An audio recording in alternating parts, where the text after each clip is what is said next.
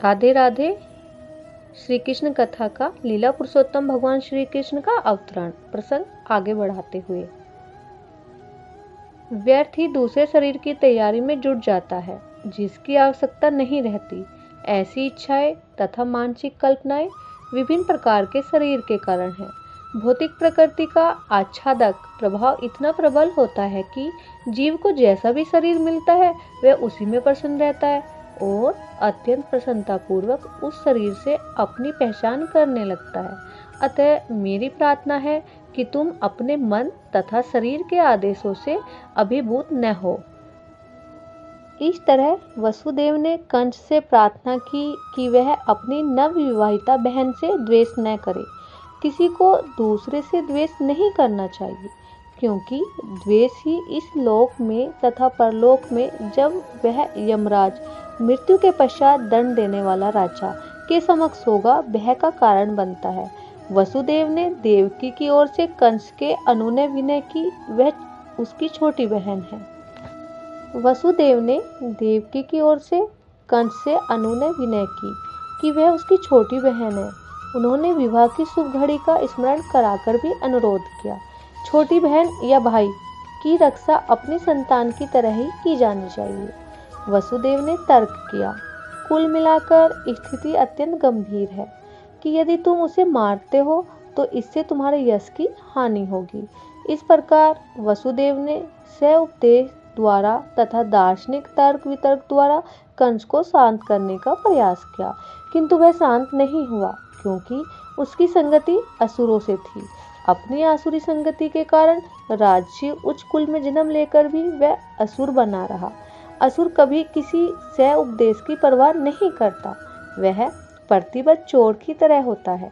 भले ही कोई कितना ही नैतिक उपदेश क्यों न दे, उस पर कोई प्रभाव नहीं पड़ता। इस प्रकार जो लोग स्वभाव से आसुरी या नास्तिक होते हैं वे मुश्किल से किसी से उपदेश का ग्रहण करते हैं, चाहे उपदेश कितना ही प्रामाणिक क्यों न हो। देवता में तथा असुर में यही अंतर है।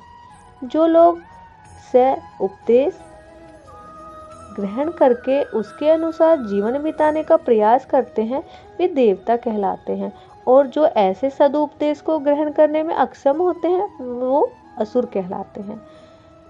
जब वसुदेव कंस को शांत करने में असफल रहे तो वे असमंजस में पड़ गए कि वे अपनी पत्नी देवकी की किस तरह रक्षा करें।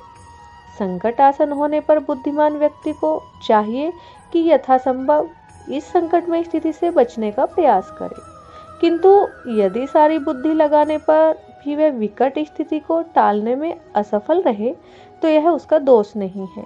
मनुष्य को चाहिए कि जहां तक हो सके अपना कर्तव्य निभाए, किंतु यदि उसका प्रयास विफल रहे तो इसमें उसका दोष नहीं। वसुदेव अपनी पत्नी के विषय में इस तरह सोचने लगे, इस समय तो मैं देवकी के प्राणों की रक्षा करूंगा, तत्पश्चात यदि हमारे संतानें हुई तो उन्हें बचाने का उपाय सोचूंगा।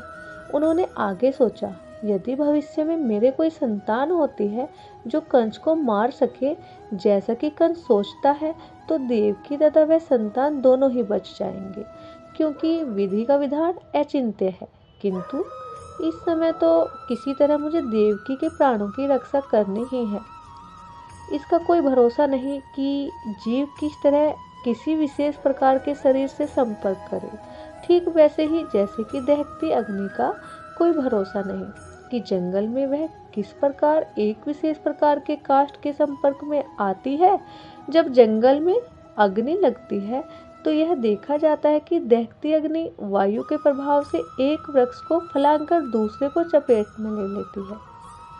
इस तरह जीव अपने कर्तव्यों का पालन करने में चाहे कितना ही सतर्क क्यों न रहे, तो भी उसके लिए यह जान पाना अत्यंत कठिन होता है कि अगले जीवन में उसे कैसा शरीर प्राप्त होने वाला है।